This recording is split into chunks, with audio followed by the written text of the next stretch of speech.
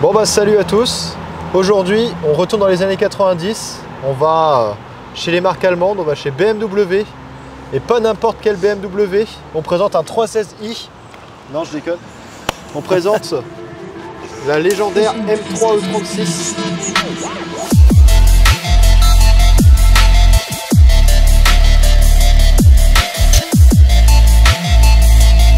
Je suis accompagné de Romain le propriétaire, qui a la chance d'avoir une M3 E36 dans son garage à son jeune âge. C'est pas donné à tout le monde.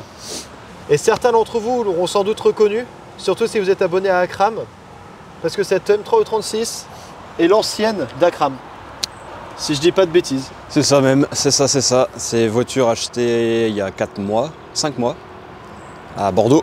Et donc auprès d'un garage. Le garage qui a acheté la voiture à Akram directement. Et moi je suis allé la chercher de Bordeaux, remonter à Rennes. Tout ça dans un week-end par temps de pluie, on a bien rigolé. Ah bah tu m'étonnes, propulsion, pluie, ça fait pas bon ménage. Ouais, c'était sympa. Mais sauf pour les gens qui gèrent un petit peu, ils aiment bien. C'est ça, c'est ça. Alors le gars à qui j'ai acheté la voiture, enfin le garage, M33 Aquitaine pour ceux qui connaissent, fait que ça de la BM. Donc j'étais à peu près sûr de mon coup. T'as même pas été la voir je crois avant de l'acheter? Non, je l'ai vu sur le bon coin, ça faisait quand même 8 mois que j'étais en train de chercher la voiture, 8-9 mois. Même ouais, un an, allez, on va dire un an. Pas spécialement celle d'Akram, il faut le préciser. Non, pas spécialement celle d'Akram, non, c'est M3 je voulais M3 E36, mes critères c'était bleu, c'était 3 litres 2, c'était coupé. J'en trouvais pas, j'ai mis un an à la chercher, en tout cas à en trouver une bien. Et finalement j'ai trouvé celle-là et elle était à Bordeaux. Et quand je l'ai vue, le mec m'a envoyé les photos et tout, c'était un garage donc je me suis dit c'est à peu près fiable. Et j'ai envoyé la compte et puis c'était parti pour l'achat.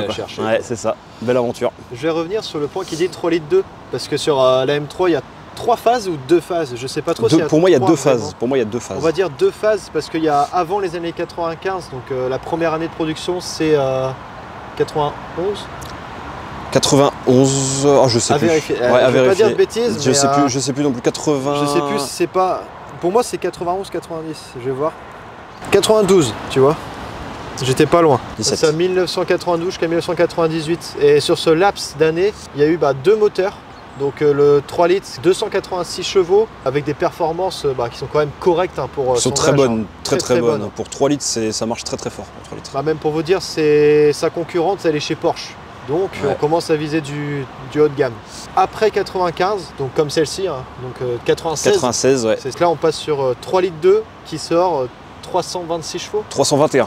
321 chevaux, donc à quelques chevaux près, je pense. De toute façon, au vu de son âge, elle doit être plus proche des 310, 315. Ouais, je pense que, alors, selon les sources, etc., je sais que la 3 litres marchait très fort et sortait plus de 286. Par contre, la 3 litres 2, alors, était vraiment du marketing parce que du coup, on passait les 300 chevaux, 321 chevaux, c'était significatif. Pour moi, on sortait un poil moins de 315, 310. Même en sortie de garage. Quand c'est retravaillé, des fois, il y a le premier essai au banc et puis après, les il y a d'origine et puis il y a une fois que la mécanique est rodée, quoi. Mais ouais, c'est ça. Et généralement, elle sortait un poil moins quand même. Et du coup, pourquoi moi je dis qu'il y a 3 phases? Parce qu'entre la 3 litres et la 3 litres 2, la différence par la suite, ça va être surtout au niveau de la boîte. Parce qu'à partir de 97, donc avant la fin de production, ils ont changé leur système de boîte. BMW ont décidé de modifier la boîte pour ajouter une boîte robotisée, la boîte SMG, qui s'est pas fait connaître plus que ça. Non, c'est pas fait connaître et je sais pas, niveau performance, je sais pas si c'est très...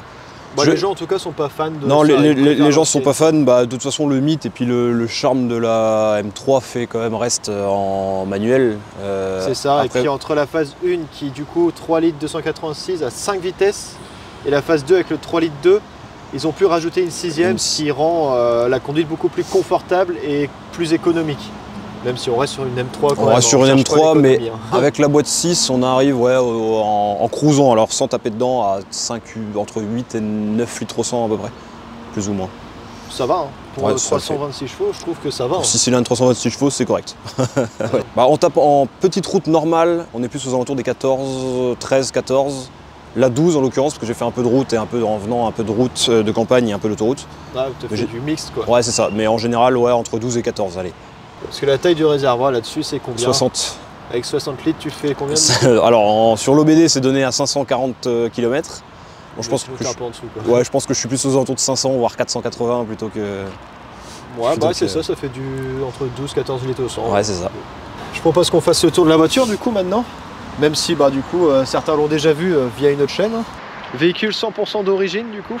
C'est ça, 100% d'origine, mis à part amortisseur et intérieur. Tout le reste est 100% d'origine, que ce soit mécanique, carrosserie, tout. Tout Donc est amortisseur combiné j'imagine. combiné fileté avant-arrière. Bon, elle a été baissée ici, là, on voyait même pas le haut du pneu. Elle a été baissée vraiment au maximum, je pense, ou pas loin. Ce qui fait que du coup, bah, je frottais à chaque fois que j'avais un dodan ou autre, c'était du frottage dans tous les sens. On l'a remonté de 1 cm. C'est suffisant, je pense, pour le moment, mais on va peut-être la remonter encore un poil parce que bon, il y a certains endroits où on passe tout juste. Ouais, tout juste. Bah, même avec une hauteur d'origine maintenant les deux Dan des fois ils sont un peu abusifs. Hein. En plus de ça, ouais. Ce que j'aime bien avec la M3 E36 c'est qu'elle reste quand même assez discrète. Elle a des lignes aérodynamiques, des lignes un peu... ça montre que c'est quand même une sportive. Mais elle n'est pas ciblée de partout comme on peut voir. Là elle est vraiment ciblée sur les centres de roue. Et aussi sur les baguettes de porte. Et on voit à l'arrière aussi, juste ici quoi. Le petit M3 quoi. Petit M3 qui attire l'œil au passage. Parce que bon, c'est pas tous les jours qu'on voit ça sur la voiture. Mais c'est, je pense, le truc qui trahit le plus la voiture avec le... Bah, l'aileron, mais et encore même l'aileron, comme on peut voir, ça reste... Des fois sur les 36, on voit surtout des ailerons bien aberrants, bien hauts. De la M3 GT, qui est la version un peu ultime, et qui sont bien 10-15 cm plus haut. Mais là, ça reste vachement discret. Il y a eu 3 versions de la M3, non? Il y a eu la coupée, celle-ci. Il y a eu la coupée, de tête, il y a eu des berlines. La berline et la cabriolet. Et la cabriolet et la M3 GT en édition très limitée, je sais plus combien d'exemplaires. Et aujourd'hui, c'est intouchable et introuvable. Elle a été faite en verte, la GT, avec un aileron et un aileron plus grand. Et elle faisait 295 chevaux, je crois. C'est un peu l'hybride en fait entre la phase 1 et la phase 2. C'est un peu ça, ouais. C'est la version vraiment extrêmement limitée et aujourd'hui tu les trouves, c'est introuvable. Alors ces jantes là, je sais pas exactement si c'est des jantes d'origine ou pas. Pourquoi? Parce que déjà elles ont été retouchées au moins 2 fois, j'en suis sûr. Parce qu'il y a 2-3 petits accros, on voit que ça a été refait, ça c'est sûr. Ouais. Et je l'ai acheté comme ça. Normalement les jantes sont un peu plus pleines, si je dis pas de bêtises, avec des petites alvéoles, les petits creux ici. Ouais, sur celle qu'on voit. Ouais, sur celle qu'on voit. De toute façon, je mettrai une image des jantes que je parle, mais elles sont pas exactement comme ça. Après, je pense qu'il doit y avoir plusieurs versions de jantes. C'est ça. En tout cas, celle que je vois habituellement, c'est pas celle-là. Donc ça sort du lot et puis j'aime bien celle-là aussi. J'ai l'impression qu'elles sont plus grandes d'ailleurs que celles que je parle. Ouais, j'aime bien celle aussi. Et c'est 17 pouces. Donc l'intérieur est pas d'origine. D'origine, il est gris. Sauf qu'il a été refait alors par le je ne sais plus combien de propriétaire, qui ne trouve probablement pas à son goût. Ça a été fait chez un cellier, en tout cas pour les sièges avant et les sièges arrière. Le côté en tout cas, parce qu'on le voit un petit peu à certains endroits, ça a été fait, ouais, c'est Alcantara. Oh, c'est doux. Ouais, c'est très doux. Un entretien, c'est compliqué, mais ça se fait bien. En semi-baquet, ou non baquet. Mais... Ouais, en baquet, puis il y a du baquet. Il y a le fameux petit... ça qui permet de maintenir le dessous des genoux. Ouais, bah oui. Il faut se tenir, je pense que quand tu accélères, ça doit être quelque chose. C'est un peu ça. Alors au niveau des options, je sais pas s'il faut tous les énumérer, mais il y en a quelques-unes. Elle a les sièges électriques, elle a l'OBD 18 touches, régulateur de vitesse, vitre électrique. Pour l'époque, ils n'avaient pas tous ça. Elle a pas l'ESP, elle a l'ABS. Alors l'ESP sur les M, c'était tout un grand sujet parce qu'il y en a de tête, je crois qu'il n'y en avait pas une qui avait l'ESP. Sur les séries normales, elles avaient en option, parce que moi la mienne l'avait. Il y a les airbags aussi. Ouais, airbag aussi. Puis du coup c'est une 4 places, quoi, pas 5.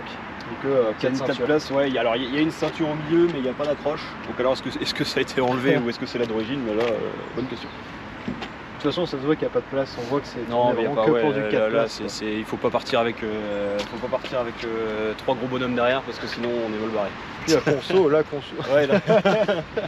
Côté conducteur, du coup, on peut voir d'ailleurs que tout est tourné côté conducteur de ce que je vois. Ouais, c'était très typique des BM des années 90, 2000. C'était tout est tourné direction le pilote. Et là, alors là, ça se voit, je pense à la caméra, on le verra. Le volant a été refait. Surpiqué et sous leur M. Sous leur M avec le petit badge M. Et on a aussi le pommeau de levée de vitesse qui a été refait. Pareil avec la petite sérigraphie, le petit logo, etc. qui a été refait. C'est les deux seules choses à l'intérieur qui ont vraiment été retouchées. Oui, il y a les sièges évidemment, mais ça date d'il y a un petit peu plus de temps. Parce que les sièges, du coup, ouais, c'est pas la couleur d'origine, pas la teinte d'origine. Non, la teinte d'origine, on la voit alors ici, parce que ça a été un peu fait, ça a été recollé par-dessus le revêtement d'origine. Et l'intérieur normalement est gris avec les petites surpiqûres en couleur M, un peu toutes les couleurs dans tous les sens. Ça aurait été sympa aussi. Ouais, ça aurait été sympa aussi. Après, je pense que ça a mal vieilli, le fait que ce soit baqué, malheureusement. Là, on peut le voir que ça commence. Ouais, là, c'est l'endroit où on monte. À force de s'asseoir, ça craque, quoi. Ça craque. C'est pas dit qu'un jour je le remettrai, d'origine ou pas. Pour l'instant, c'est pas prévu, mais voilà, c'est pas dit que je le fasse pas. Ok. Après, au niveau de l'intérieur, ça reste quand même assez simple. Ça reste assez simple, assez correct, propre. En plus, il a bien vieilli. Là. Même si les sièges ont été refaits ou le plastique, on peut pas le refaire comme tout le reste. Il a bien vieilli. Tout ce qui est, en tout cas, l'espèce de cuir, etc. Là, ça a tendance à craquer avec les UV, etc. Ou en tout cas à perdre un peu sa couleur. Là, non. Donc, je croise les doigts, je touche du bois. Après, il a peut-être été bien entretenu. Hein. Peut-être qu'il y a eu le produit qui a été mis dessus assez souvent. Je pense. Et connaissant Akram, à travers ses vidéos, il prend énormément soin de ses voitures. Donc je pense que lui, il a dû la chouchouter comme il faut.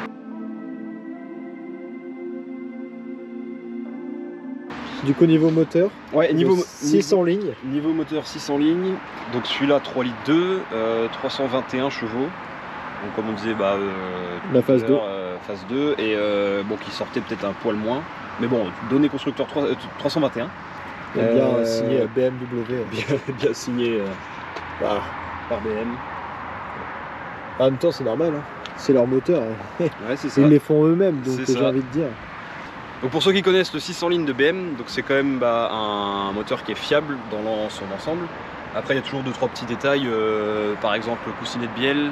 Donc celles-ci, elles ont été faites il y a moins de 20 000, donc là j'ai plus de problème normalement pendant un petit moment. Il y a la pompe à eau aussi qui a tendance à lâcher de temps en temps. Bon, l'appareil a été changé il y a 50 000, un truc comme ça. Bon, sur celle-là, en tout cas sur cette voiture, là on a un petit défaut au niveau du vase d'expansion. Il a tendance à fissurer ou Non, c'est pas vraiment ça, c'est que là c'était en gros il y a la petite sonde qui est ici, elle a été changée et c'est pas une sonde d'origine BM, ce qui fait qu'elle envoie un mauvais signal au calculateur qui me met en défaut sur le BD. D'accord. C'est pas grand chose parce qu'au bout tu roules 5 km et ça s'en va. Ça revient normal quoi. La particularité que j'aime bien chez BM, c'est leur système de papillon. C'est vraiment un papillon par admission. Ouais, c'est ça, exactement. Par sortie d'admission, entrée d'admission, entrée d'air. Ce qui fait que ce qui est bien, parce que grâce à ça, on peut mettre les fameuses trompettes qui font un son. Ouais, exactement. C'est excellent. De toute façon, c'est pas pour rien que dès qu'il y a une prépa BMW, il y a ça dessus. Tout le monde a mis les trompettes. Ça fait un son.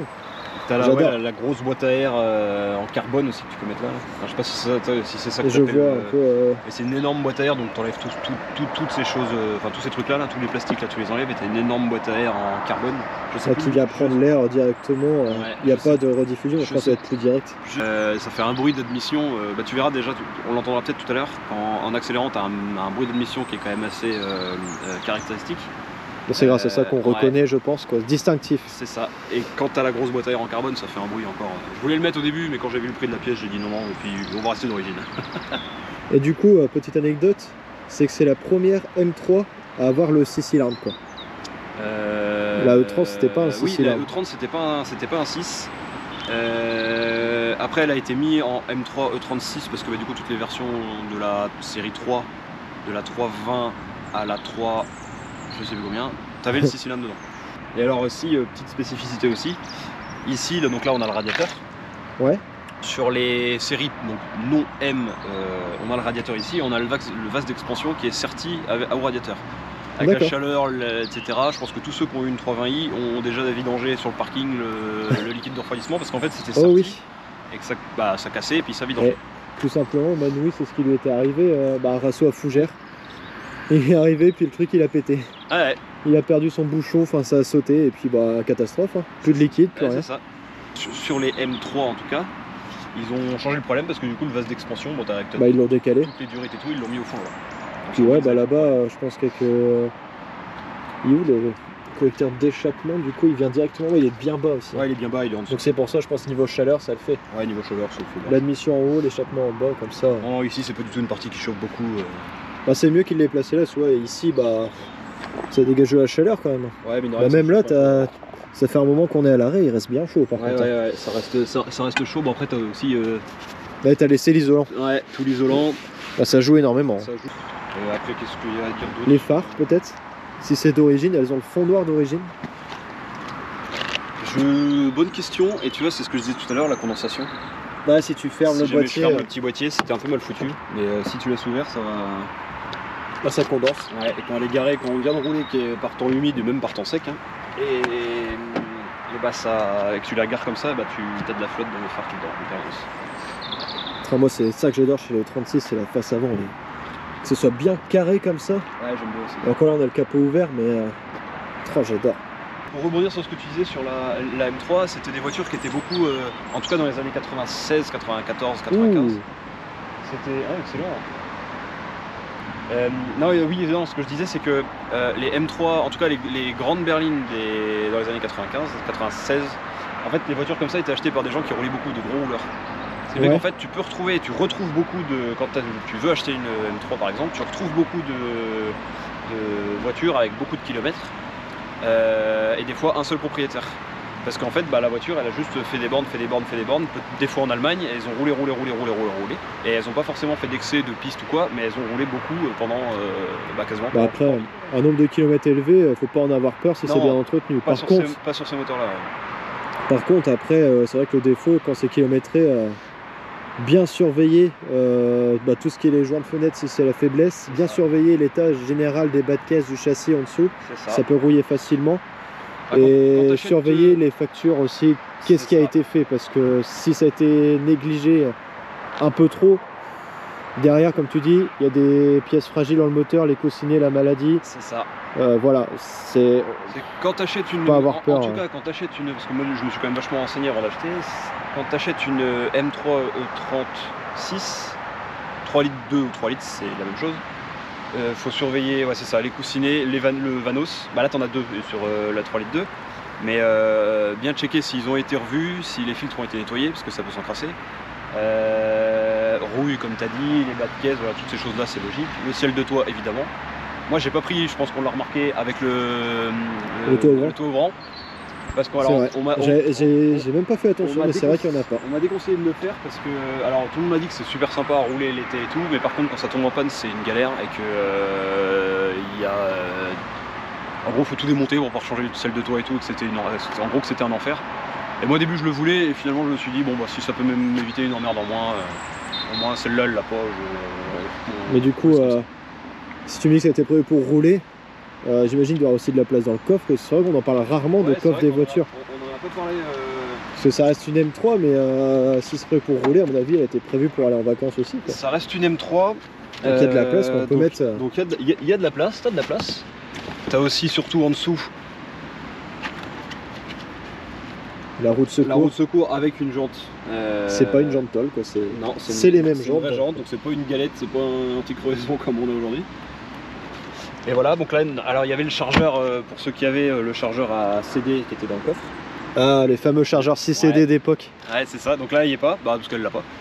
Et il y avait les caissons de base aussi d'origine des fois dans le coffre, sur le côté. Là le caisson il est au milieu là-haut. Enfin, on le voit pas, je crois pas qu'on le voit ici. Ah oui. Mais en gros il est juste derrière, ici là, pardon. Là. Ça doit être un kit boss du coup que tu as. C'est pas impossible, je sais pas. De toute façon, ouais, sur j'ai pas plus regardé. Sur ces moteurs-là, ces modèles-là ou allemands, ils sont souvent en kit Bose. Ouais, c'est ça. Et là, tu vois, si tu veux même pousser un petit peu pour les dans puristes, les fameux outils voilà, qui ne sont jamais présents. Qui ne sont jamais présents, ou très rarement, parce que moi j'ai jamais utilisé. Mais clé de 10 et 13 qu'on perd tout le temps. Voilà, et siglet BM, donc c'est vraiment celle d'origine. Ça sur eBay. Ouais, et ça c'est des. En fait ça c'est vachement recherché parce que ça fait partie pareil, c'est la petite anecdote marrante. C'est l'histoire de la voiture. C'est l'histoire de la voiture. Et c'est très recherché. Moi je me souviens que sur mon 320i j'avais ça aussi, c'était complet et j'en étais très fier. Bon maintenant je l'ai plus donc voilà. Mais... Ça rajoute de la valeur mine de rien. Juste les outils.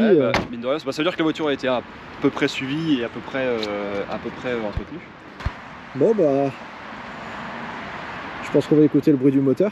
On va aller démarrer tout ça. Putain.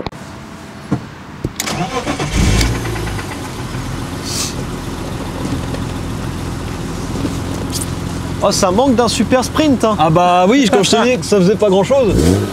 Ah, c'est hyper silencieux. Ah bah c'est complètement aseptisé.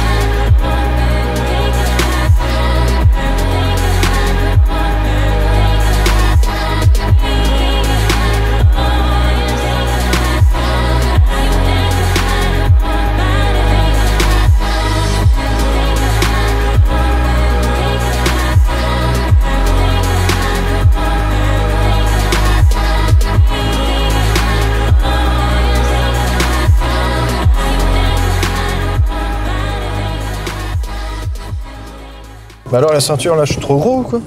C'est fort probable aussi. Bon, c'est parti, on est parti pour l'essai routier du coup. En route. Attends, je l'ai mis à filmer ou pas? Non, bah non. Bien sûr, bien évidemment. Et où le bouton là-dessus? Là. Yes, c'est bon. C'est good. Allez, en route. Ah, ça caille, j'ai le nez qui gèle. Ouais, moi j'ai les pieds, les doigts de pied surtout. Bon, la voiture est chaude, hein. On l'a laissé tourner une bonne trentaine de minutes là. Enfin, vous me direz si ça rend bien, mais c'est la première fois que j'utilise la Sony comme ça pour avoir un ressenti de puissance de la voiture, ce qu'on me l'a reproché. Tu veux que j'aille à gauche? Ouais, prends la 3e. Après, c'est vrai que c'est un peu mouillé aussi. Un petit peu, c'est pour ça, on va y aller. Là, il y a une petite ligne droite, je pense qu'on pourra taper une petite accélération. Bon, t'es prêt? Vas-y. Oh, putain. Oh la vache.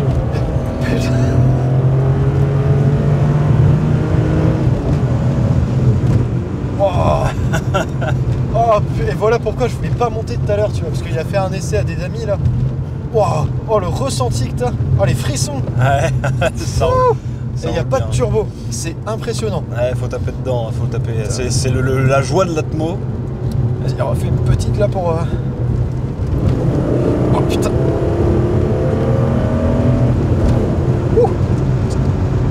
C'est le pire, c'est. Je fais pas semblant, genre vraiment faut se tenir. Hein. Ah ouais, ça marche. Ça c'est impressionnant. Petite anecdote, je sais pas si on l'a dit, celle-là, bah, la concurrente c'est la Porsche 911. Et elle fait un meilleur temps que certaines Ferrari. C'est ça qui est fort. Surtout là-bas, la 3 lignes. Bah, surtout que quand c'était sorti, c'était que Porsche, t'avais 2 places, t'avais un moteur qui prenait toute la place, t'avais pas de coffre, rien. T'arrivais avec ça, tu prenais tes gosses, tu fumais ta Porsche, tu partais en vacances. Putain. Tu sais, j'aurais même pas de défaut à lui donner là. Peut-être que toi t'en as. J'en ai quelques-uns, bon si ce n'est après elle est basse etc. Puis elle est sur combinée donc elle est un peu plus ferme mais bon elle a une bonne tenue de route. T'as pas pu tester d'origine malheureusement. J'ai pas pu, ouais voilà exactement, j'ai pas pu tester d'origine donc j'ai pas vraiment de comparaison à faire. Après ce qui est trop bien c'est ça aussi, tu vois, là t'es en 6. Parce que ça les gens généralement ils s'en foutent mais moi j'adore, tu vois t'es à 70. Bah il y a du couple. T'es en 6, tu remets le pied dedans, tu peux même descendre à 50, tu remets dedans, t'as tellement de couple que... Par contre la conso t'es à 30 litres en faisant ça. Voilà, la console est là. Ah c'est pas la conso ça? Non. Ah ouais, non. Putain. Mais non mais je sais parce que je suis habitué à BMW, ouais, bah ils ont leur jauge de conso. Non, ici. sur les M c'est le température d'huile qui est à... Attendez, je vais vous montrer. Voilà, température d'huile qui est sous contour. Nico, tu me disais la température d'huile. Température d'huile. Bah écoutez, alors t'as tout ce qui est je vais vous mettre une photo, ce sera plus tout simple. ce qui est kilométrage. Et en gros, donc sur l'OBD, ici, tu as, la consommation, tu as la température extérieure, la vitesse moyenne, tu as l'autonomie. Bon, alors l'autonomie qui est un peu à prendre à la légère. Faut pas trop voilà, regarder, c'est pas vraiment très représentatif. Putain, je m'y attendais pas parce que c'est un Atmo, je me suis dit bon ça va pousser mais... Non, ça a du répondant à la pédale, tu vois, si tu mets dedans, tu vois, ça... Tu sais, il y a des gens qui doivent regarder ta caisse quand même, malgré qu'elle soit noire. Ouais, bah alors ce qui est bien c'est que c'est ce que j'appelle un capital sympathie. Les gens c'est pas du... Bon j'ai eu un mec qui m'a fait un doigt ou quoi, mais je pense que lui voilà... Ah ouais, j'ai eu des mecs quand même. Enfin un mec, je pense que... Pour aucune raison. Hein. Mais sinon là, allez, dans 90% des cas, c'est des pouces en l'air, c'est des mecs... Ouais, en défaut, c'est vrai qu'on n'a pas terminé. Qu'est-ce que tu lui reprochais Moi pour l'instant je l'ai pas assez roulé, je pense que je pourrais lui donner vraiment des défauts concrets à partir du moment où j'aurais roulé pendant un an je pense. Pour l'instant moi c'est ce que je te disais tout à l'heure, hein, je réalise pas vraiment que c'est la mienne. C'est un rêve quoi pour toi. Ouais, c'est la voiture que j'ai toujours voulu, toujours, donc j'ai aucun défaut, si ce n'est les petits défauts, mais entre guillemets ça c'est l'humain qui a fait que, les petits défauts mécaniques qu'il peut y avoir, comme le claquement, je t'en parlais tout à l'heure. Là on l'entend pas trop mais vers 90 t'as un truc là-dedans, un bout de plastoc qui doit vibrer et ça le don de m'énerver. C'est une histoire d'une petite vis qui manque. Voilà, c'est pas grand chose donc en soi en défaut de la voiture si ce n'est la conso, mais encore quand t'achètes une voiture qui fait 300 chevaux tu te doutes bien que c'est pas... Tu vas pas faire du 8 litres 300 quoi. C'est pas un diesel. Voilà c'est ça, tu vas pas faire du 5 litres 300. Et pourtant BM ils sont forts pour ça, en diesel ça consomme rien du tout, ouais, et ça marche plutôt pas mal. C'est clair. Et tu l'as acheté combien du coup? Parce que sinon on l'a même pas précisé. Alors elle est cotée aujourd'hui, alors une 3 litres 2 est plus cotée qu'une 3 litres, ce qui est normal parce que bah, du coup il y a la puissance, etc., la rareté. Moi je l'ai acheté 33 000. Et aujourd'hui elles sont cotées, ouais, en 3 litres 2, elles sont cotées aux alentours des 35 et 37 selon l'état. Bon, ça va, tu fais quand même une bonne affaire, même Ouais. si c'est sur quelques milliers sur cette somme-là. Bon, ça fait la différence. Hein. Ouais, c'est ça fait la différence. Et puis celle-ci elle aurait été bien parce qu'elle a été suivie. Bon, alors le fait que c'était une voiture qui a appartenu à Akram, ça c'est pas ça qui a décidé. Non, Machin, hein, puis c'est même, juste la petite anecdote rigolote à raconter. Puis même Akram, il le dit lui-même dans ses vidéos, hein, il y a beaucoup de monde qui reviennent vers lui en mode ouais, j'ai vu ta voiture et tout, j'ai acheté ta voiture. Enfin après Akram il le dit, hein, peut-être qu'il était propriétaire, hein, mais on a tous été propriétaires d'une voiture, Ouais, hein, c'est qu'une voiture, hein, ça lui a appartenu dans les mains, bah, c'est bien. Ouais, c'est Il n'y a rien de plus qu'une autre voiture. Et tu vois, elle avait 169 000 km quand je l'ai achetée. Et là 171 800, quasiment 171 000. ça va. Après tu l'as depuis 4 mois. Je l'ai depuis 4 mois et elle roule que le week-end parce que je ne sors que le week-end. C'est pour ça. On sort très peu en semaine. En même temps, un véhicule comme ça, on n'a pas envie de le sortir trop souvent de peur que bah, malheureusement les gens font plus très attention maintenant sur les routes. Alors c'est ça, puis en plus de ça, bah, mine de rien, ça consomme un peu quand même. Donc si tu roules tous les jours avec, à mon avis, tu. C'est Voilà. sûr quand c'est 2 € d'essence, bon elle est bien dans le salon quoi. Ouais, c'est ça. Même en 3, tu repars. Ah, on sent que ça tire, putain, j'ai du mal à tenir la caméra. Vous vous rendez pas compte peut-être vous, mais si ça tire quand même. Et sans turbo, c'est ça le pire.